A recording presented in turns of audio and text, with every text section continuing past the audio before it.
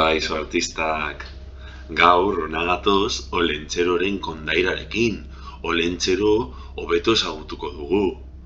Badakizuen orden? Bai, ezta?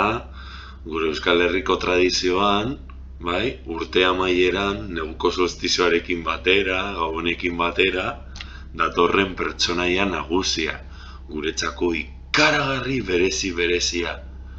Opariak ekartzen dizkigulako, ezta? Zein ondo.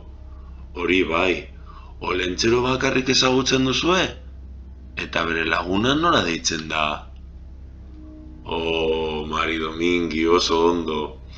Beraz, urtero, bere etorreraren zain gaude, gogotsu, ea ondo portatu garen, ezta? Ze opariak ez badigu ekartzen, bai? Zer ekarriko digu? Ikatza, ezta? Ze bera ikazkina delako.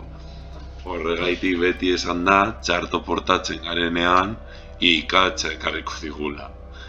Eta, badakizue ikatza nola egiten den?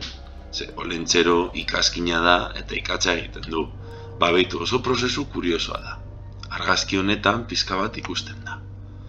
Olentzerok eta beste ikazkin batzuk egiten dutena da, hemen barruan, pilo bat egurzati jartzea. Leku hau, por zierto, txondorra deitzen da.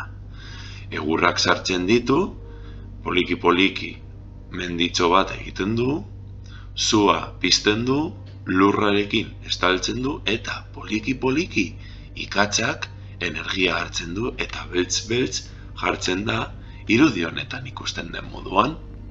Bazenekiten, oso bitxia da, ezta?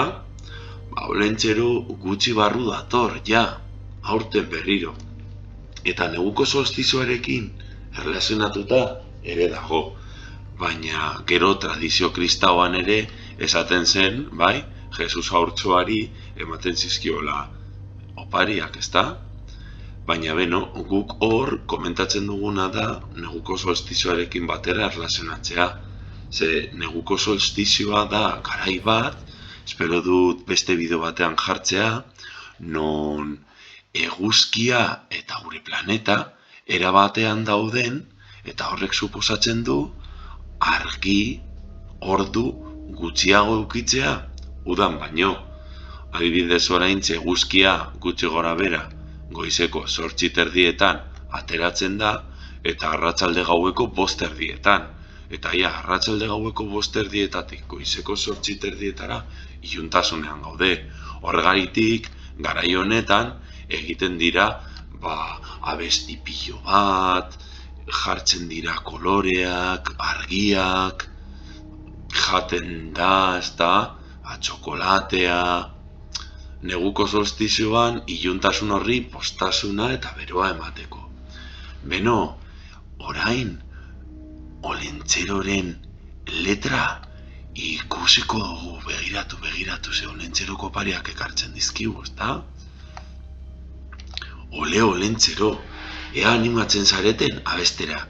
Bideoa ere jarriko dizuet, ene kantena, baina ez da bakarrik Ole Olentzero. Pausatu bideoa nahi baduzue abestu. Baina Ole Olentzero kantarekin batera, Mari Domingirena, ezta? Urtaro zuriko emakumea, eskarmentuko Artzain Andrea, Mari Domingi. Beno, zuen gustokoa izana espero dut. Ea neguko solstizioa ere beste bideo batean azaltzen dizuedan. Beste bat arte!